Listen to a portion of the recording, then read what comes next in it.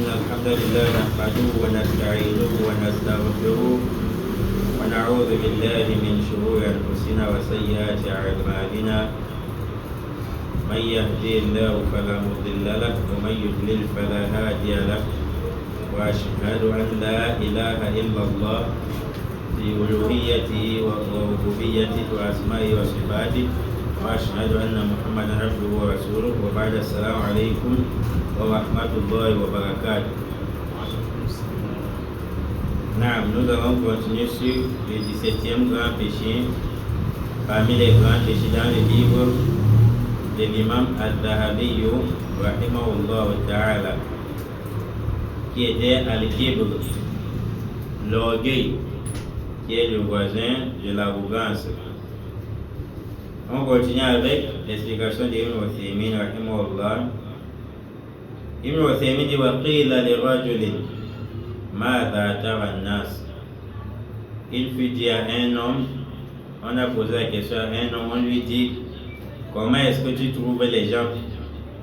Tu trouves qu'ils ont un rang élevé ou bien tu trouves qu'ils n'ont pas la suprématie, ils sont toujours inférieurs à toi? Qala la arahum illa mithla al-ba'ud. Ibn Uthaymin dit, on a questionné un homme, on dit comment est-ce que tu trouves les gens? Un tel et un tel. Il dit, je ne les vois que comme un moustique. C'est-à-dire, ils sont très petits comme un moustique. C'est-à-dire, ils se voyaient à la hauteur. On lui a dit, innahum yarawnaka la yarawnaka illa kadhalik. On dit, bon, comme tu vois les gens très petits comme le moustique, sache donc en réalité, ils ne te voient qu'ainsi. Ibn Uthaymin dit, wa qila lil akhar. On a aussi dit à un autre homme, ma atara an-nas, comment est-ce que tu trouves les gens? Est-ce qu'ils ont de la valeur auprès de toi? Qala, il dit, ara an-nasa a'zamu minni. Je regarde les gens, un tel, ils sont supérieurs à moi. Et voici comment doit être le comportement d'un bon croyant, d'un bon pieux. Les personnes pieuses ne se voient jamais déjà arriver. Car malgré leurs actes d'adoration, leurs prières al-layl, Allah fait leurs éloges. Il dit Kanu qalilan min al-layli ma yahja'un. Ils dormaient peu la nuit pour adorer Allah pour les prières al-layl. Mais est-ce que ces prières al-layl faisaient à ce qu'ils se voyaient déjà au paradis? Là, Allah dit bil ashari hum yastaghfirun. Et à matinée, ils demandent pardon à Allah azza wa jalla. Donc les pieux, les savants se basent ici en disant, les pieux malgré les actes d'adoration, ils dorment peu, ils adorent beaucoup Allah. Ils voient toujours qu'ils ont des péchés, ils sont inférieurs et ils demandent pardon à Allah. Donc on a questionné celui-ci, comment est-ce que tu vois les gens? Il dit, je vois les gens plus grands que moi. Voilà, ils ont de la valeur. Ils ont de la valeur sur telle et telle chose. Et on lui a dit, c'est de comme tu vois les gens, ils sont meilleurs que toi, ils sont savants plus que toi. Sache que les gens de leur côté, ils te voient ainsi. C'est-à-dire quoi? C'est-à-dire si tu crois savant, nul ne connaît à part toi. Sache que ton orgueil va faire ce que tu ignores plusieurs choses. Tu vas tomber dans plusieurs défauts que sont de la langue arabe ou d'autres défauts islamiques. Tu ne vas pas t'en rendre compte. Et voilà comment les gens sont de l'autre côté en train de te voir petit, ils se moquent de toi lorsque toi tu te moques des gens. Ça veut dire quoi? Ça veut dire s'il s'agit par exemple de la science, tu rejettes la science, tu t'enfles d'orgueil, nul ne connaît à part toi. Peut-être il faut recueillir la science chez ton petit frère. Chez celui qui a l'âge de ton fils, tu t'enfles d'orgueil, il ne peut rien m'enseigner. En tout cas, on est en train de s'échanger d'idées. Dans ce cas, tu le vois petit parce que non, nul ne connaît à part toi, tu as de la visibilité, tu es beaucoup vu dans les réseaux sociaux, tu crois être à la hauteur et tout le monde est très petit devant toi.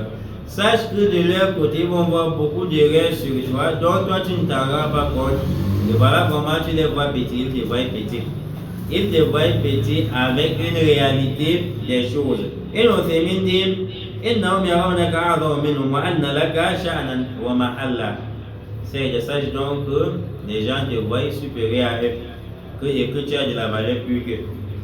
C'est comme ça les savants, tu vois un savant, wallah, il se voit comme un ignorant. et d'autres sont savables plus que lui. Et ceux-là, où ils le voient maintenant comme un savant, et ils se voient comme des ignorants. Ça, c'est quand on se rabaisse. Le prophète nous fait savoir que man tawadda'a lillah rafa'ahu Allah.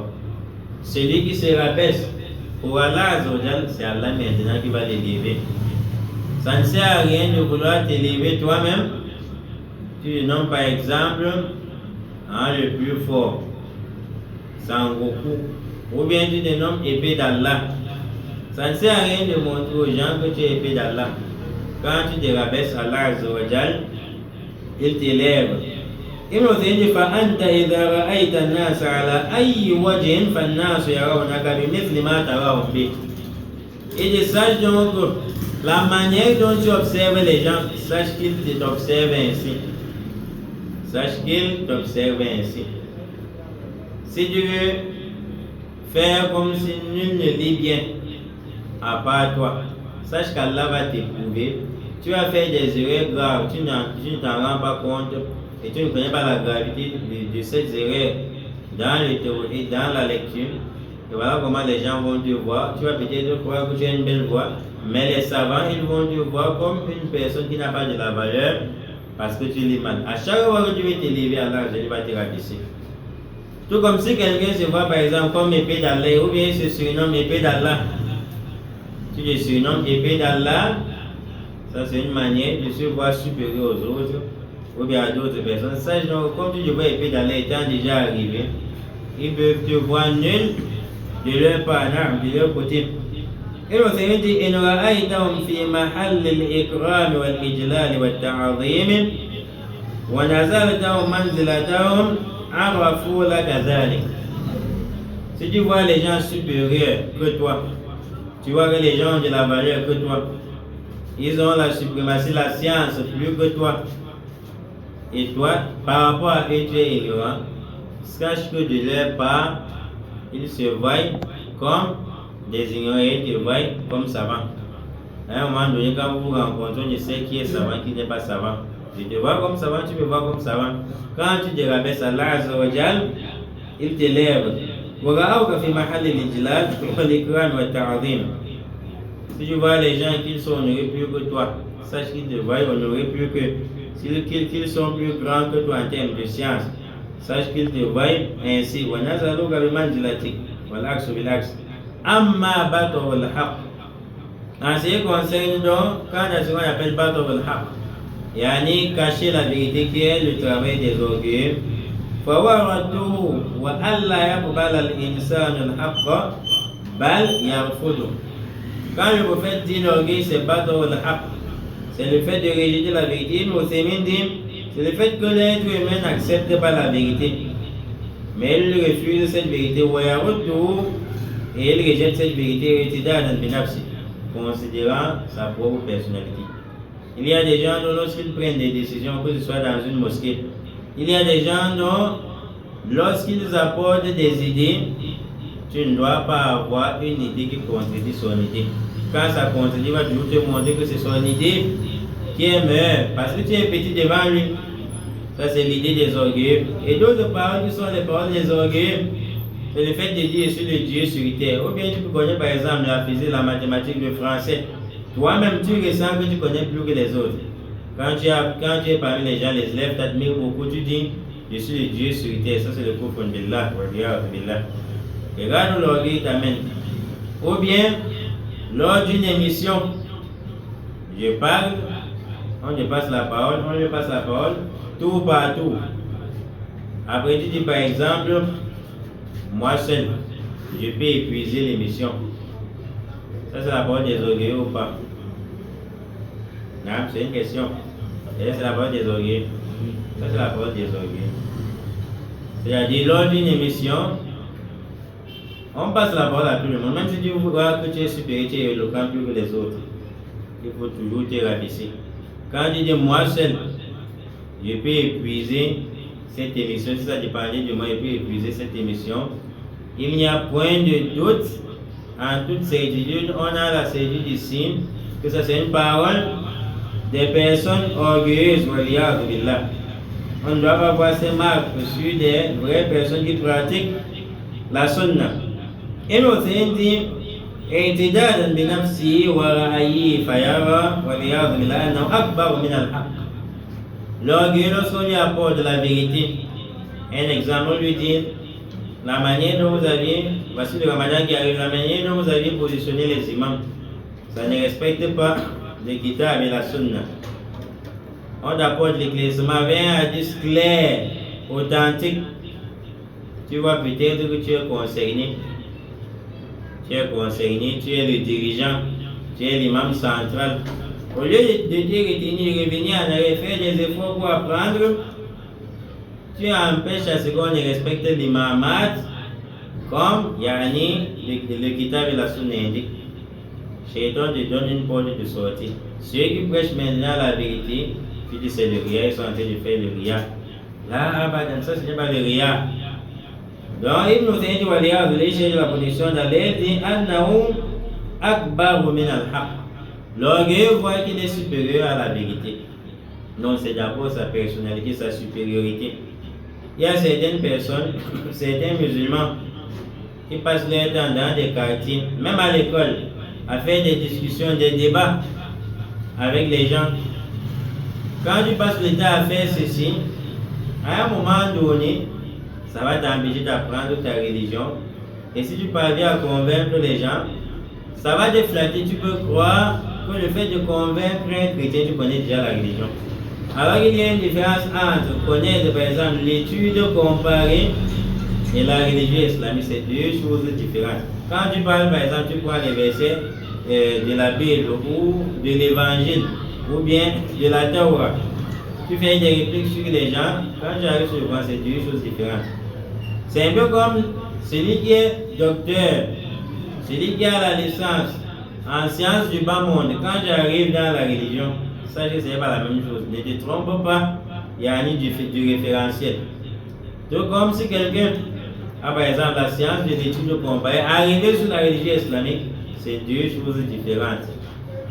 Et c'est la raison pour laquelle vous allez voir certains savants condamnent cela. Pourquoi? Parce que certains, ils prennent souvent des versets bibliques pour soutenir le Coran, ou bien ils n'apprennent plus à fond leur religion, mais ils perdent le temps à fouiller des livres des chrétiens.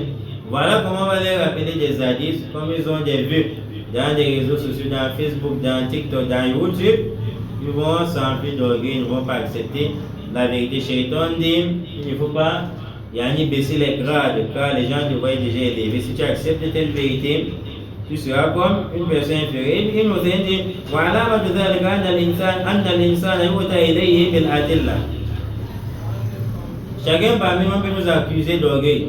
C'est facile de dire je ne suis pas orgueilleux. C'est facile de faire les problèmes en disant je ne suis pas orgueilleux.